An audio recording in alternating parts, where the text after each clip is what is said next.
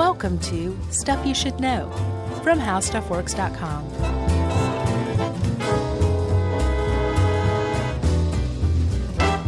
Hey, and welcome to the podcast. I'm British Josh. There's American Chuck. And there's neutral Switzerland Jerry. Which, by the way, now we're saying Switzerland. Switzerland? I just decided because it's close to the end of the year and I'm about to die of exhaustion. I love it. On the Friendly Fire movie podcast, Ben Harrison, you know Ben, he says Nazis instead of Nazis. That's like kind of like... It's like a throwback. It's like a Greatest Generation way of saying it. Yeah, and I know he does it as an affectation. Sure. But now I got it from him and he got it from God knows where. His great-grandpa. Maybe. Nazis. Yeah. That's a pretty great way to say it. Because there's a lot of occasion to say the word Nazi. Sure. A lot. Now that you mention it. And why did you say you were British? Because I, Chuck, say geodesic. And you say... Geodesic. And we just looked it up. Which, I mean, that's like the first time in years. The lady said geodesic. And I was like, yes, I'm right. Or in America, geodesic. And I said, we're both right. But then she didn't say, though, it was British. It could be like whatever, South African. Could be I guess so. Afrikaner. Well, Afrikaner's not English. Well, yeah, you know what I mean. We're so far off course already. Jerry's just got ramen coming through her nose. She thought that was so funny. Thanks for the laugh, Jerry. Well, we are talking about geodesic. Maybe we should just say that every time. Say them both. I'm sure people would love that. I'm going to say geodesic because that's what I've always said, okay? Great. I'm going to say geodesic. That's fine. We're talking about domes, geodesic domes. And if you have ever seen a weird contraption of a circular house, a ball house, you might call it, a sphere house, you've seen a geodesic dome. If you've ever been to Epcot. Sure. I went when I was a kid. You've seen a geodesic dome. Mm-hmm. They're all over the place. Do you like these as like people's houses in a neighborhood or wherever? No. I don't either. But I'm not going to yuck anybody's yum, you know what I'm saying? No, I mean, when reading them and researching, like, they're cool and there are a lot of, like, great advantages right. that we'll go over, but I just don't care for them. Right. Aesthetically. I don't either. And actually, if you read a quote from Buckminster Fuller, the guy who actually did invent geodesic domes, we'll get into all that anyway. He said one of the reasons they never took off was because they're weird looking. Yeah. They just are. And well, I'm not going to say that. You tell me later, okay? Yeah, I just don't care for them. You know, it's like I'm a craftsman, California craftsman bungalow type guy. I'm a small, which is about the opposite of a geodesic dome. It's pretty angular for sure. Yeah. And the geodesic dome is angular, everybody. Put your laptops away, geometry nerds. But it's not rectangular, and a craftsman is definitely rectangular. Yeah. Like you can even make a case the roof is not a triangle, it's a rectangle on its side. I just made that case. How's it going? Yeah. Pretty good. I also, although I probably will never live in one, I do love a modern, like a mid-century modern. That's my thing. I love it, but it's not really like ultimately where I would want to live for the rest of my life. Well, okay, so I don't want to feel like awesome. I'm like in Finland in the winter or something like that. That's not, I'm talking mid-century American, actually built for a family in like the mid-50s, early 60s. I love it. That has all little cool details and built-ins and a wall that doesn't even really need to be there. And you can see right through it because it's like wood spindles and stuff. That's what I like. Yeah, me too. Not ultra-modern, mid-century modern. Yeah. Okay. Mid-century. Yeah. That's what we call it. But you don't think you could live in one of those? Because No, you're such a craftsman guy? We'd have to get all new stuff. Like if we started over, like if our God forbid, if our house burned down and we lost everything, right? I could start over like that. But like the stuff that we have doesn't fit. Like, understood. Grandma's antique bar doesn't really go in that setting. I've seen that bar, and that thing is classic. Thank you. You could put it anywhere. Grandma was a bit of a booze hound, huh? Well, they didn't use it as a bar. They had like Hummel figurines and stuff. No. And I saw it. It was funny when I first saw it. I was like, oh, God, I don't really want that. And like they're giving it to us. And then we turned it to a bar, and I was like, it's amazing what 30 liquor bottles will do. Exactly. You can really dress up a Yeah. Hummel figurine cabinet. So clearly we're talking again about geodesic domes. Mm-hmm. And there was a period in time, Chuck, where you could go into some neighborhoods around the country and you could find well-to-do hippie types, environmental types, back-to-earthers, living in these geodesic domes. And it's not like they were living in a tent. It was their house. Yeah. It had plumbing and heating and electricity Sure. and all this stuff. It's just that it was a dome. Yeah, there was one near where I grew up, actually, and we would pass it going to elementary school. And Really? It was always just sort of like, yeah, there's those weirdos that built the weird house. Isn't it interesting, though? Like, that had some impact on who you are today.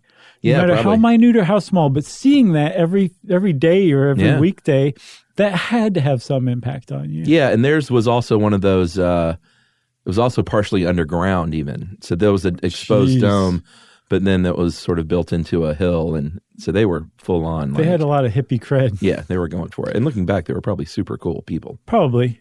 They were wearing Birkenstocks way before anybody else was wearing Birkenstocks. So let's talk a little bit about the first geodesic dome, a little geodesic history, okay? Okay. All right. You have to go way back to 1926.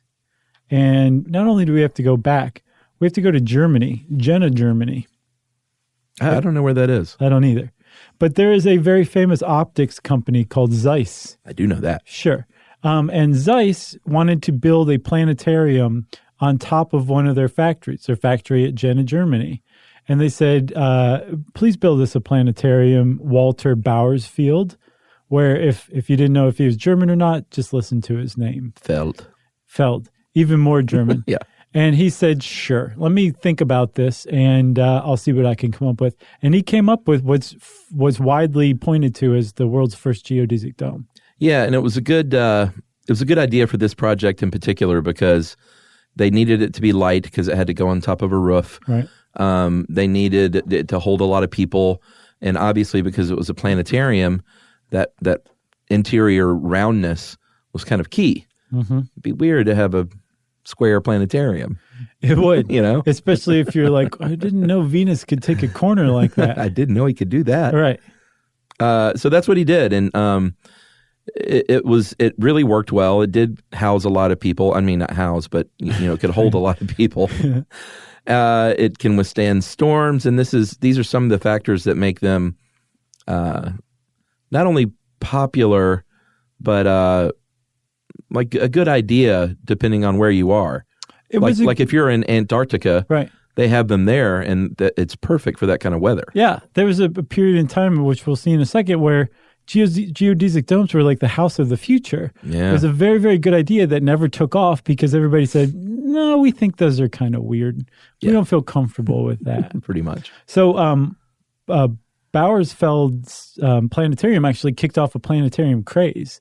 It was apparently the first planetarium on Earth, which I would make the case that you can just say the first planetarium in the universe then.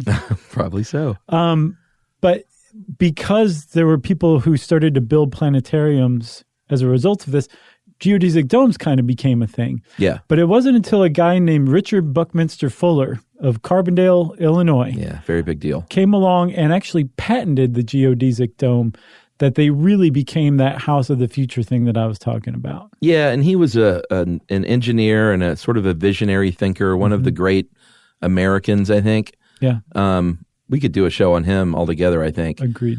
But his whole jam was like, well, first of all, he saw the inherent like good points to these, and we'll get into all those. But first and foremost, you can have a huge volume of space with very little materials, very lightweight materials, and it still be super strong, Right. which is awesome. But so because of this, he thought like he had a higher goal in mind, which was like the housing in the future. Like they don't cost that much money. They can hold, people safely. And like, this is how we should think about housing. Right. You could build it offsite at a factory and deliver it by helicopter. It was that light. Kind of put it together, but like a kit. Yep. And like you were saying, it required, because it could withstand more weight, it required less building materials, which meant it was lower cost. And supposedly you could put these things like a good kit together in a day if you were really cruising along at a good clip. Sure. So He had some some high grade 60 speed. Right, exactly. Give it to all your friends Couple and of friends. neighbors. Yeah. Man, you got me with that one. So this just became plainly obvious that this was going to be the house of the future. There's one of the other things about it is there is no other building structure that has a larger volume of space with the least amount of surface area. Yeah, and he got this idea through looking at nature. He very famously looked to things like crystals and seed pods and things like that and thought like, nature, and a lot of people do this in design. They look to nature because nature has sort of proven to get it right usually over the years. Yeah, like if you look at an eggshell, you're like, this thing shouldn't withstand anything, and yet it does. Yeah. And it's a very curious thing. But it sure looks like it could slip out of a chicken's butt with ease. Right, which is kind of what it does. Like what if it was square? It slips out of the cloaca. It's true. So Bucky Fuller, as he's known, he apparently, I don't know if he wasn't aware of Bauersfeld's design or something. Did you get that impression? I couldn't tell if this was nefarious. He seemed like a good guy, so I don't think he stole this idea. Right. But he was able to secure a patent. He did. And there's a really great Time article, if you can find it. It's called Dymaxion American. Dymaxion was a word that was associated with him. He just made up words a lot. But it tells it's from 1964. It says that he was trying to figure out a geometry of energy, and he was using spheres as a model of energy. Yeah. No idea. But he was putting spheres together, and his idea was that when you put spheres together, they would just make a larger and larger sphere.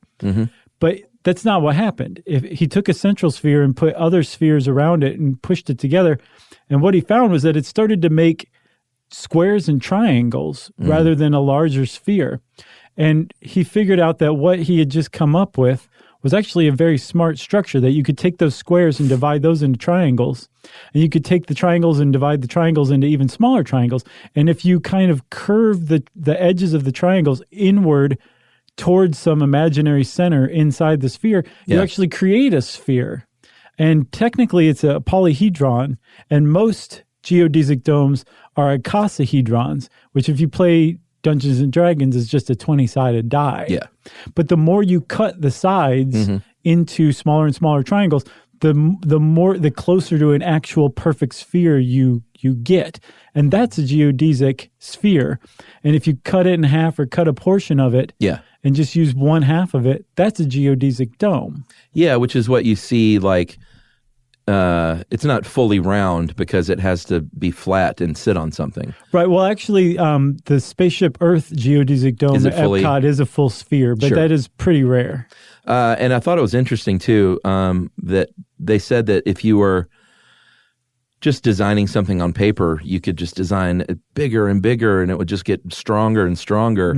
But in reality, that's really not the case. Like when rubber meets the road, there's really only so big you can kind of get. Yeah, because I had no idea about this. I was roughly familiar with geodesic domes. I didn't know any details. But one thing that I was surprised to find is that the triangles are not all the same size. Yeah. They have to be adjusted to make this shape, to make this circle or the sphere. So if you're putting together one of these things, as we'll see, you have to be like, oh, this strut goes here, not here, and I actually put it here up on the top, and now I have to go take the whole thing apart again. And yeah, the less complex, the better in practicality. But yeah, you can really mess with it to make it virtually a perfect sphere out of triangles. Yeah, and you mentioned a minute ago that, and I think people that pay attention were probably like, oh, Josh is so funny. Or what did he just say? Did Buckminster Fuller make up words? Yeah. He did. Yes, because he made up another word when it comes to these domes, tensegrity. Which is not a good word. It's not. He mixed two words together, tensional and integrity. And so that's the relationship between the tension and compression. And that really kind of describes how these things fit together and why they end up being super strong, even though when you look at it, you're like, man, I could blow that thing over. Right. So let's take a break and then we'll get into like the actual dynamics going on, okay? And geometry? Yes. Promise? Yes.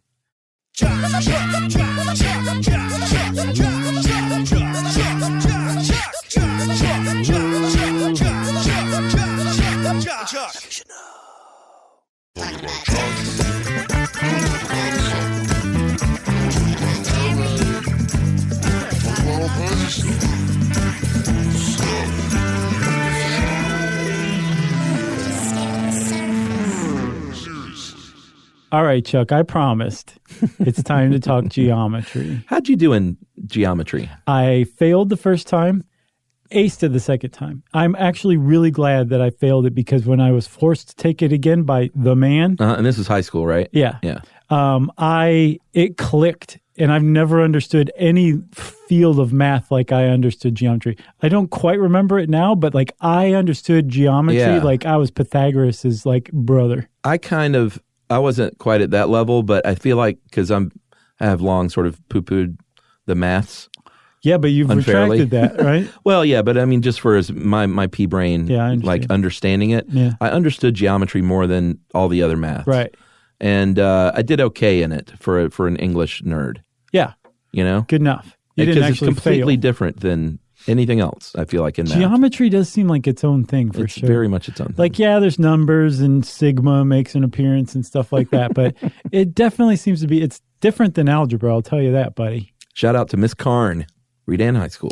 Oh, I wish I could remember my geometry teacher, the one it clicked with. She was great. She was one of those teachers that's like, was 70 years old from the time that she was 28 till the time she was 70. She was great. And then she turned back into 28. Yeah, I remember she had this polka dot. It's funny the things that you remember. She had this polka dot shirt where all the polka dots were collected at the bottom. And she said that it used to be all over, but she hung it up to dry. That was her big joke. It's a great joke. She's like, welcome to my class. It's the only joke of the year. Let's get busy. Yeah, I bet you there's one person out there who had Miss Karn and knows that shirt. Yeah. I hope. It's a great joke, Miss Karn. Okay, so we're talking geometry, right? Yeah. Do you remember our bridges episode? Yeah. Remember when we talked about bridge trusses, the bridges that are made up of triangular shapes? Mm-hmm. And we said like those things are extraordinarily strong because they're triangles? Yeah, man, triangles. Same thing here. Can't beat them. A geodesic dome or sphere is a sphere made up of triangles. And if you actually take the triangular shape and build one in reality, it is one of the strongest shapes you can create because wherever you press on it, it transfers that pressure, that force to the rest of the shape. So it distributes that kind of weight or pressure or force or whatever you want to lay on it. It distributes it evenly. And if you put another triangle together with one triangle, it sends it to the other triangle too. And so the more triangles you add, the more a force is distributed throughout it. And that's why, basically it. That's why it's so strong. Like what you were saying, like you look at it and you're like, I could blow that over. Mm-hmm. You might be able to push it over and make it roll away if it's a sphere, but you probably could not break it. Yeah, and when you look at, like, if you're inside one of these, it's usually covered with, like, wood or drywall or something, so it's not as evident. But on the outside, you generally can still see this frame of triangles, right, all fitting together beautifully to make something super, super strong. Yes, and apparently the strongest version of a geodesic dome or sphere is one that's actually made not just out of triangles, but out of pyramids. If you look at the Epcot Spaceship Earth geodesic sphere, it's actually pyramids. All the triangles are actually pyramids. Oh, really? Yeah. Huh. That's it. That's the money geodesic dome. Yeah, and that one, since we're on that, is interesting in that one of the downfalls, and we'll go over more later, but one of the downfalls of geodesic domes is sometimes rain doesn't treat them well. Yeah. But the one at Epcot was just like, we're not even going to pretend that we want to repel the rain. Right. They have little grooves that actually collect the rain and that send it to one of those little corny lagoons. I love those lagoons. I know. I love everything about Epcot. I haven't been since I was in 7th grade. It's great. Did they update it, or is it still very much like the world of tomorrow, today? No, they've updated it. I mean, the whole thing is still like that. Yeah. But there's like newer stuff. Like there's a really cool ride, an immersive ride called Soarin', where like whoosh, you get lifted up and you're in front of this huge, giant, curved movie screen, and you're like soaring through this like the world, like a world tour. It's really neat. And do they move your little thing around so you feel like you're? You definitely feel like you're soaring through there. Yeah, that's like the when they debuted that Back to the Future ride years ago. Was it like that? Yeah, you sit in the DeLorean and it's on hydraulics and it's like moving all around. But it's a movie screen in front of you? Yeah, and you're going through, but it's amazing how like accurate they can sync that up to where you really feel like right. Like I remember there was at one point where the car was on the edge of a cliff and it was sort of teetering and it got really quiet and then it teetered over and then the car just stopped moving and you felt like you were falling. Wow. Just because it stopped moving. Right. And if you like turned around and looked backwards, you're like, everyone's freaking out and you're just sitting in a car doing nothing. Yeah. But everybody's going, oh, it was so great. Nice. I loved it. So we were saying like this thing pops up all over nature. Yeah. The geodesic dome did. And this Time magazine article put it really beautifully that it was like Buckminster Fuller had discovered a signature of God. Whoa. I just made scare quotes. Yeah. Because around God or signature? The whole thing. Since it is such like an efficient structure that can support a lot of weight, you do see it in things like eggs, the cornea, the testicle, which I'm like, sure. Really? I guess so.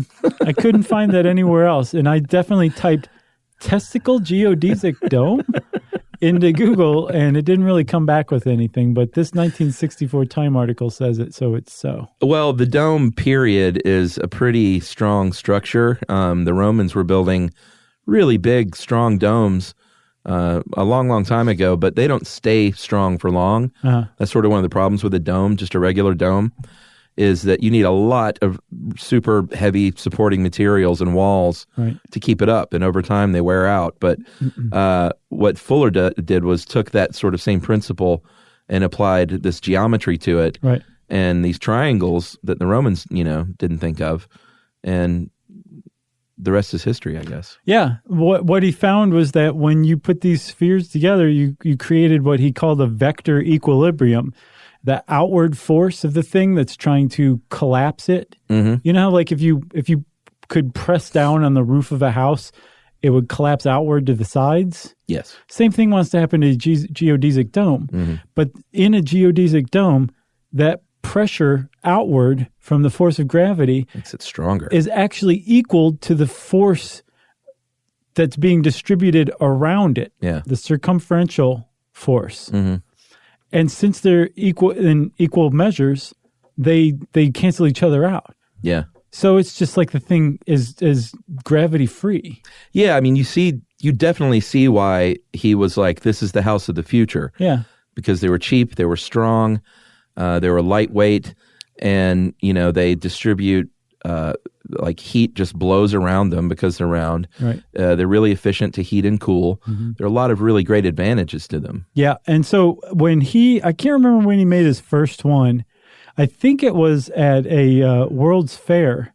Was that the Montreal? Was that the first one? No, Montreal was 1967. This one would have been in Moscow. 1954? Well, that's when he got his patent. Yeah, I guess this would have been before then, or right around the same time. But in 1959, I guess the first one must have been Ford, the Ford plant. Yeah, the Ford Motor Company wanted a covering, and he said, well, I think this is the trick.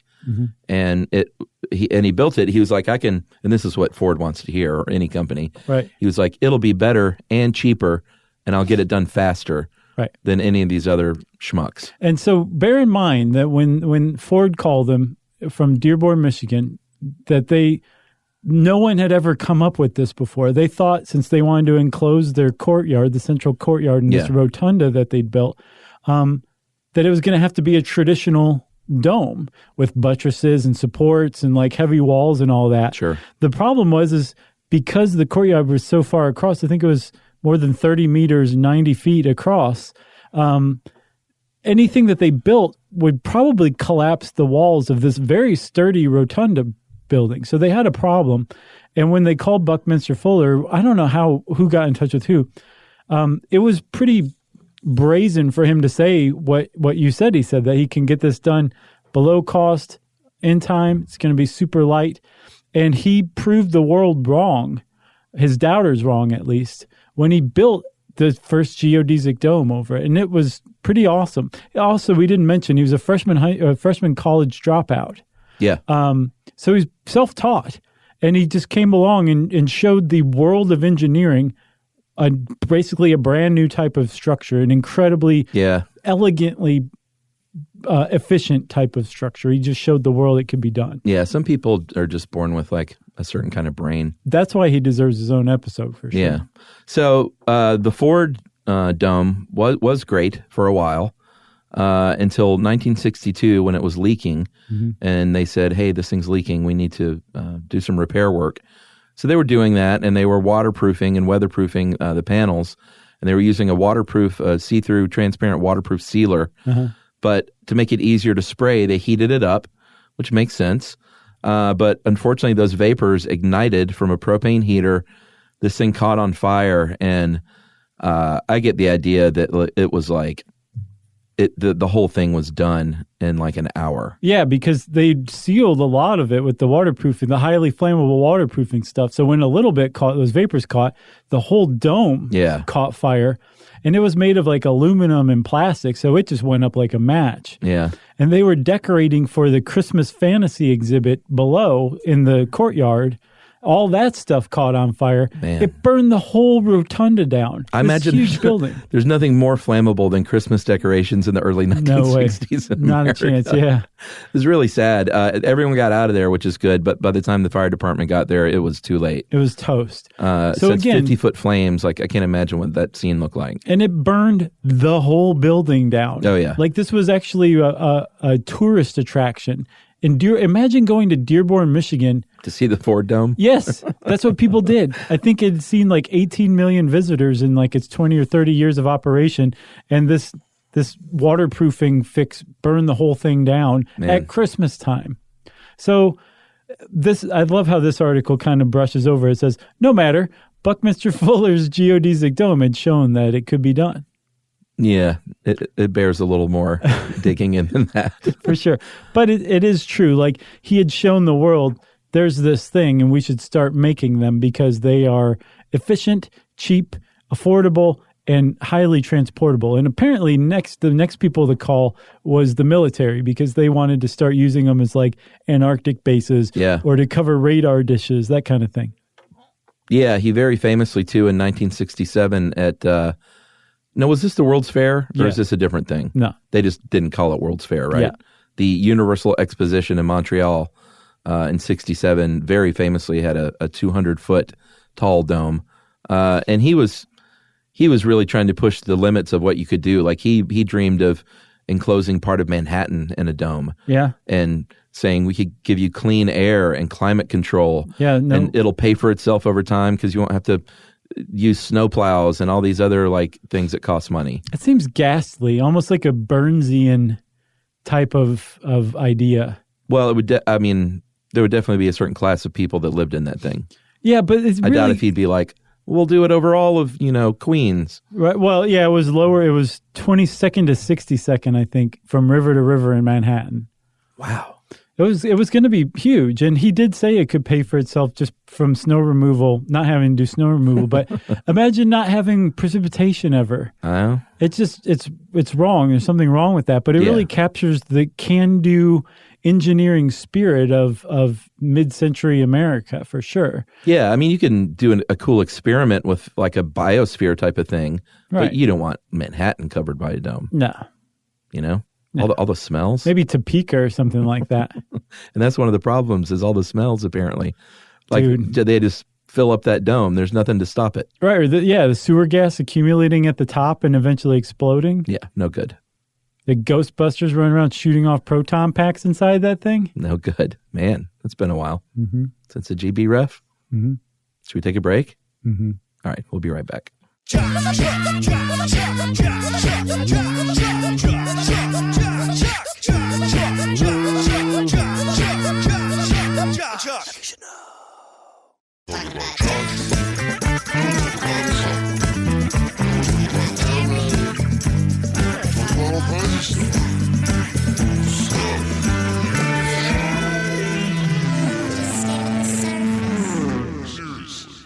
All right, so the 60s and 70s come along. He's been doing his thing in the 50s. Yeah.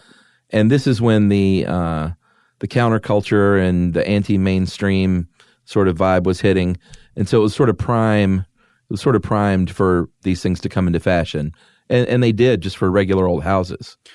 Yeah. They didn't sweep the nation. No. But, there were enough people looking for ways to very blatantly thumb their nose at the establishment. Yeah, look at my round house. Basically, yeah. and again, like it really does provide a lot of benefits that other ones don't, right? So like, because it's a sphere and it's basically one big room. Yeah. Well, yes, but you can build rooms inside of it. You can, sure.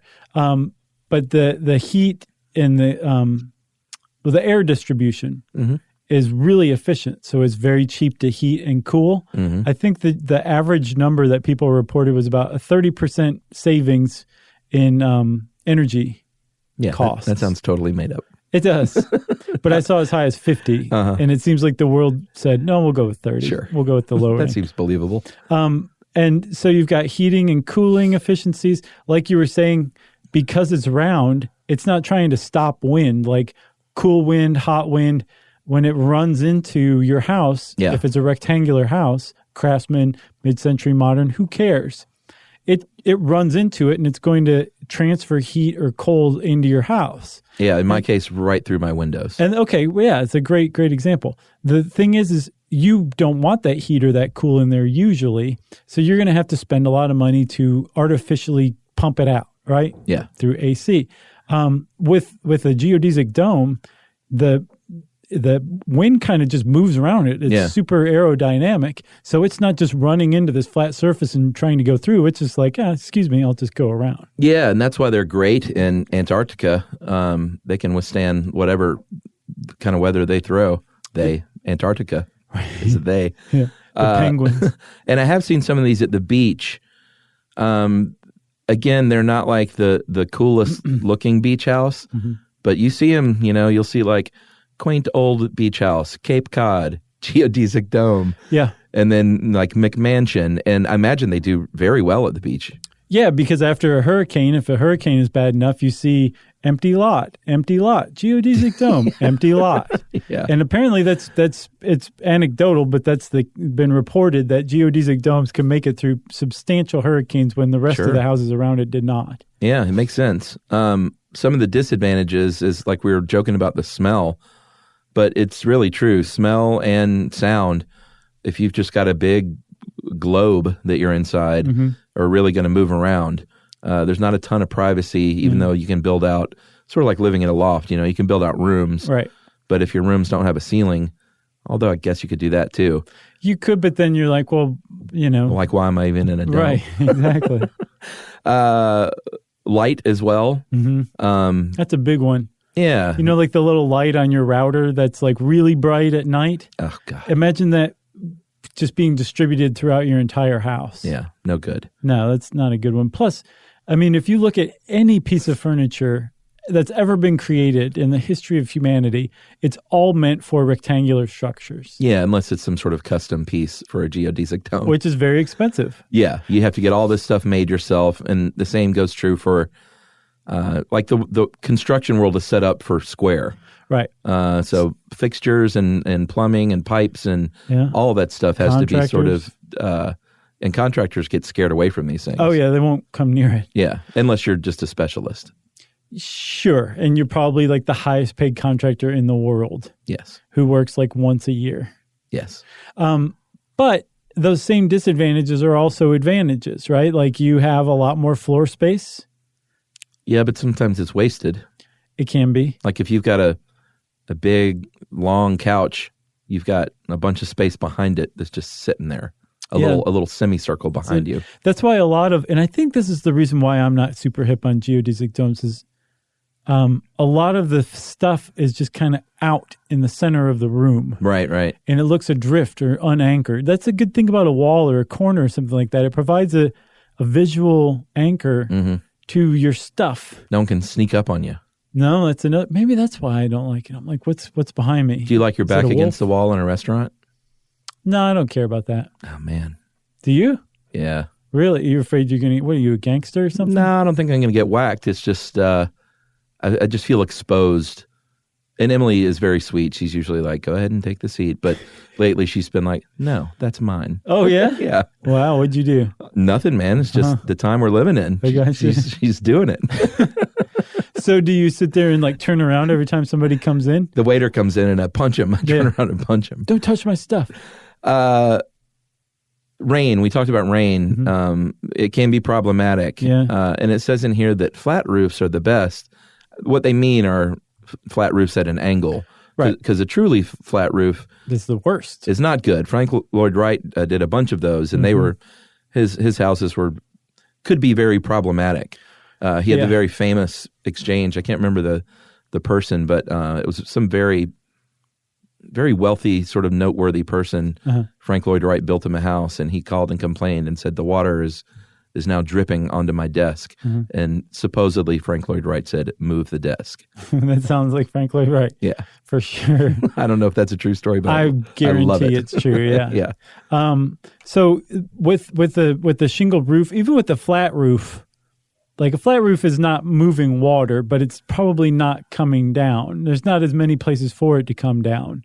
With a geodesic dome, every place where your struts, the sides of the triangle, come together at an angle at the nodes, there is a point where water can get in. And actually it can get in along where one triangle goes into another.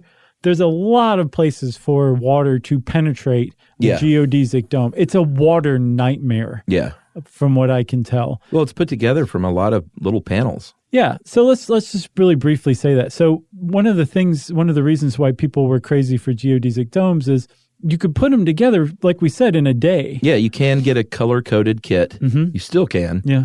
And there are companies out there that will send them to you, and you can get your friends, get some good 60 speed and a case of beer or two, and build your house in a couple of days. Yeah, and not sleep the entire time. That's right. So when you put these things together, you're building the structure, and then you're coating the structure. It can be one kit I saw is like greenhouse. It's a really great greenhouse. I bet. If you've ever been on a jungle gym that was built after the 60s, those dome ones? The best. It's a geodesic dome. Yeah. But what the structure can be made from, like a hollow tubing, ply or 2x4s, whatever. It can be wood, it can be whatever. And then usually the outside, the triangles that fill in over the structure are concrete or plastic or plywood or something like that. Yeah. And then you want to coat it. But all those different seals or those different seams, they're all just water heaven. Yeah. Which is, again, a big problem. Well, probably problem number one, practically speaking. Yeah, it's interesting now that I think about it. It's sort of how tent design has gone over the years. Tents used to be just like camping tents, just like triangles, like a pup tent. And then the big dome tents came into fashion. And then I think the secret was to try and make dome tents with as few seams as possible. Yeah. Because that's where your water gets in. Yeah. And as few poles, too. Yeah. Just a couple of, and then maybe a, and then whoop. There you go. You got your tent. You could be a tent designer. I want to go ahead and trademark what I just said, okay? Should we talk about some famous domes? I think we should. Because that's always the best part. There's the Expo 67 one. That, by the way, burned as well. Oh, really? Is it not there anymore? No, the structure stayed. They turned it into a biosphere in the 90s, I believe. Oh, so Brendan Fraser lives in there? In Pauly Shore. And Stephen Baldwin? Sure. Man alive. That's where he's been.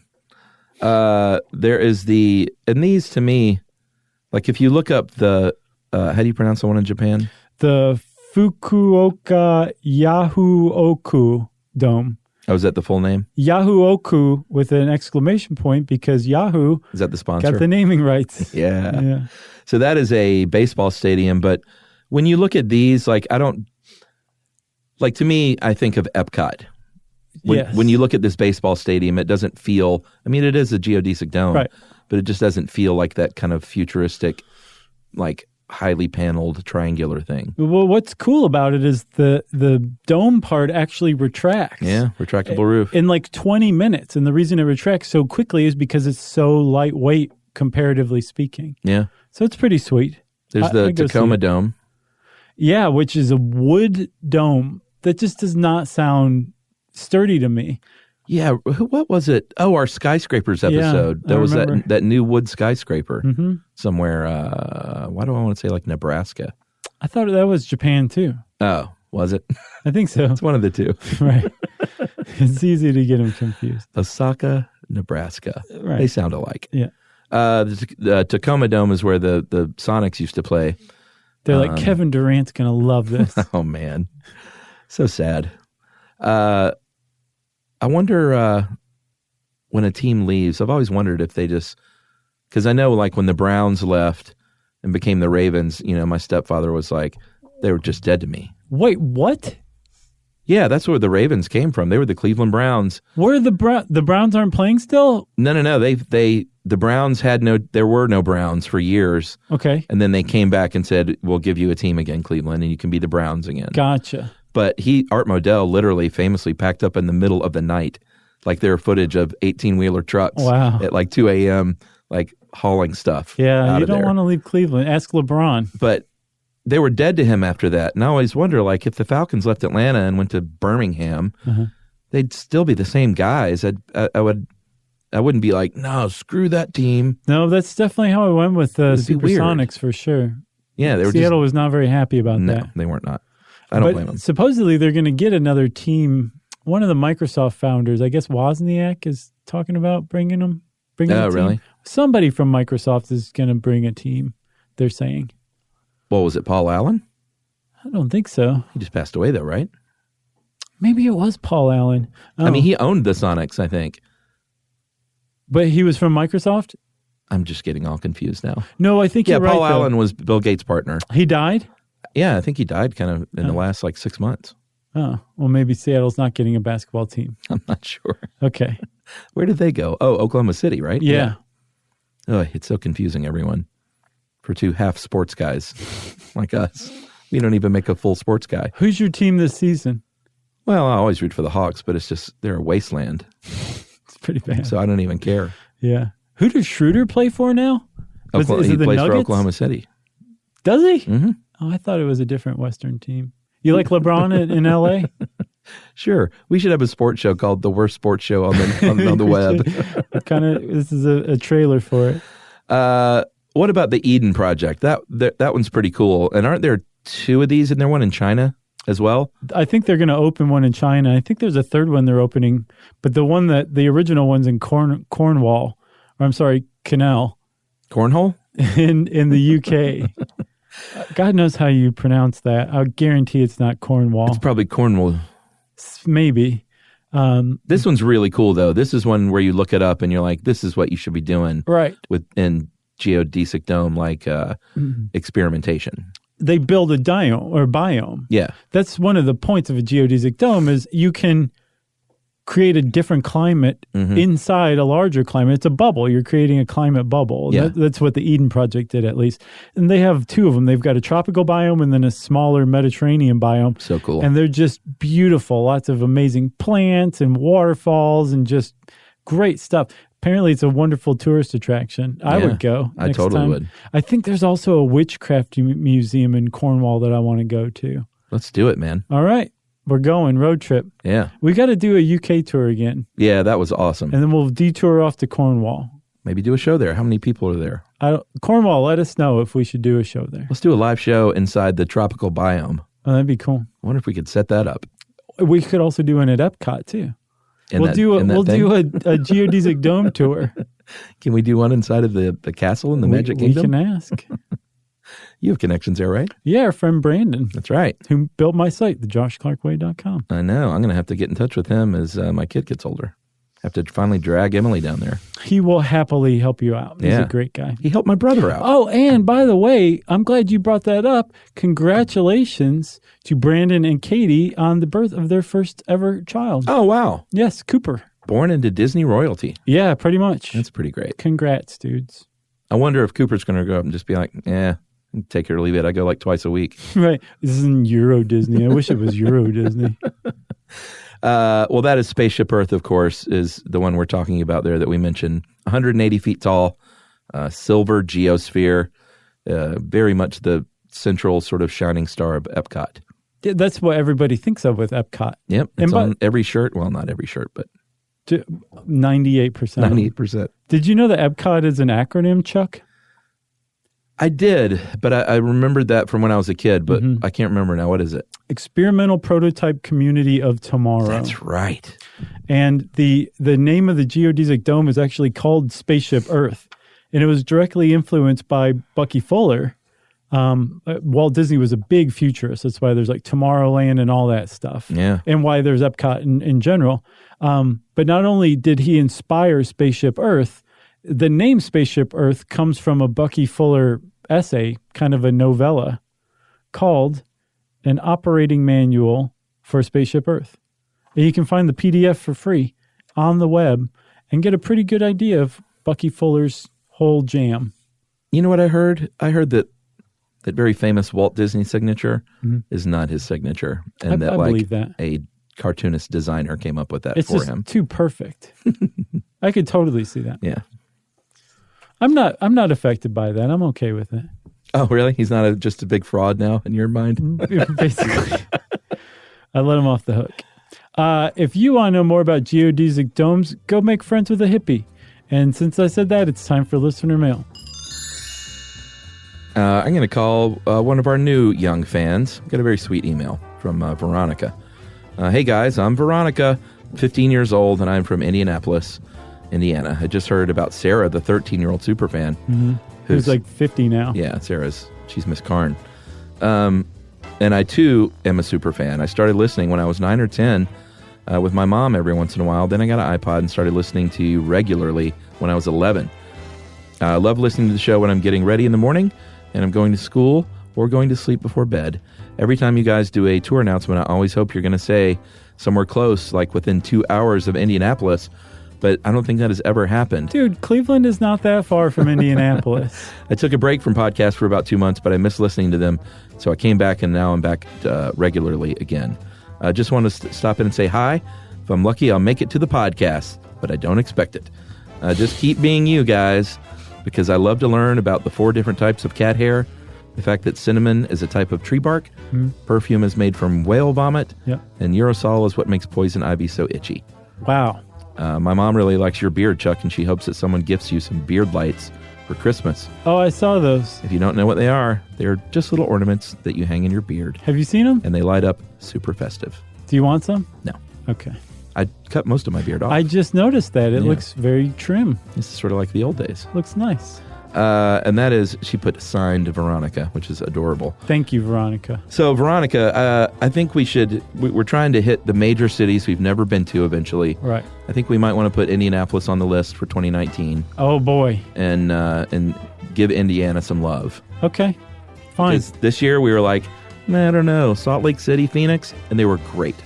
It's true. Well, to be honest, Salt Lake City came out for us. Big time. They emailed us. They're like, yes, please come. We got such an overwhelming response that we're like, how could we say no? So we should go to Indianapolis. I told her if we do, then we'll put her and Mom on the guest list. That is very nice. Yeah. Okay. They have a dome there. It is settled. We could go do a show there where the Colts play. We could. Is it the Colts? What do they play? Soccer? Yeah, but they came from Baltimore, who then became the Ravens. It's just so weird. Everyone's moving all over the place. Who's the great leader of the Pacers now? Victor. The great leader? Yeah. Who is the great leader? Kim Jong Victor. I don't know. Their coach? No. He's like their Player? captain. But yeah, he's a player. I don't know. Ron Artest? Victor. What year is this? Man, right now. Victor Borgia? Yes, Victor Borgia is now. Anyway, we're going to list him too once I remember his last name because he's an Victor amazing Victoria? player. If you want to know, well, I already said that. If you want to get in touch with us, you can go to stuffyoushouldknow.com and you will find all of our social links there. I don't know if I said it or not already, but I got a website too. It's called thejoshclarkway.com. And you can always send us an email to stuffpodcast@howstuffworks.com. For more on this and thousands of other topics, visit howstuffworks.com.